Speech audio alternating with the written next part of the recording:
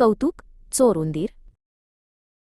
एका गजबजलेल्या बाजाराच्या कोपऱ्यात जिथे गोड गोड वास हवेत मिसळत होता, तिथे कौतुक नावाचा एक छोटा पण अत्यंत चपळ उंदीर राहत होता. त्याला चोर उंदीर म्हणून ओळखलं जायचं, कारण तो नेहमी काहीतरी नवीन युक्ती करून स्वादिष्ट पदार्थ मिळवत असे.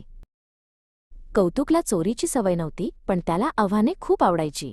विशेषतः गणपतराव नावाच्या एका कंजूष मिठाईवाल्याच्या दुकानातून काहीतरी मिळवणं हे त्याचं सर्वात मोठं आव्हान होतं. गणपतराव आपल्या मिठाईवर नेहमी डोळा ठेवून असे. एक दिवस कौतुकने गणपतरावच्या दुकानाच्या खिडकीतून आत पाहिलं. तिथे एका मोठ्या बरणीत ताजे लुसलुशीत लाडू ठेवले होते. कौतुकच्या मनात एक नवीन योजना आकार घेऊ लागली. कौतुकने दुकानाच्या प्रत्येक कोपऱ्याची पाहणी केली. त्याला माहिती होतं की गणपतरावने उंदरांना पकडण्यासाठी अनेक सापळे लावले होते, पण कौतुकला सापळे टाळण्याची कला चांगलीच अवगत होती. रात्रीच्या वेळी जेव्हा दुकान बंद झालं आणि गणपतराव घरी गेले, तेव्हा कौतुकने आपली योजना प्रत्यक्षात आणली. तो एका लहानशा फटीतून दुकानात शिरला. लाडूंच्या बरणीपर्यंत पोहोचण्यासाठी त्याला अनेक अडथळे पार करावे लागले. एका उंच शेल्फवर ती बरणी होती.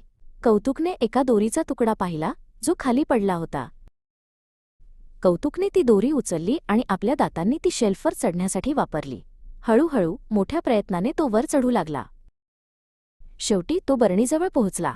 बरणीचं झाकण घट्ट होतं, पण कौतुकने आपल्या तीक्ष्ण दातांनी आणि ताकदीने ते उघडलं. लाडूंचा गोडवास सर्वत्र पसरला. त्याने एक लाडू उचलला, पण तो एकटा खाण्यासाठी नव्हता. कौतुकने तो लाडू आपल्या मित्रांसाठी, इतर भुकेल्या उंदरांसाठी नेण्याचा विचार केला. कौतुकने यशस्वीपणे लाडू आपल्या बिळापर्यंत पोहोचवला. त्याच्या मित्रांनी त्याला पाहून खूप आनंद व्यक्त केला. गणपतरावला कधीच कळलं नाही की त्याचा लाडू कोणी चोरला, पण कौतुक मात्र जंगलातील सर्वात हुशार चोर उंदीर म्हणून प्रसिद्ध झाला. धडा: बुद्धी आणि चातुर्य वापरून आपण कितीही कठीण काम यशस्वी करू शकतो, पण ते नेहमी चांगल्या कामांसाठीच वापरावे.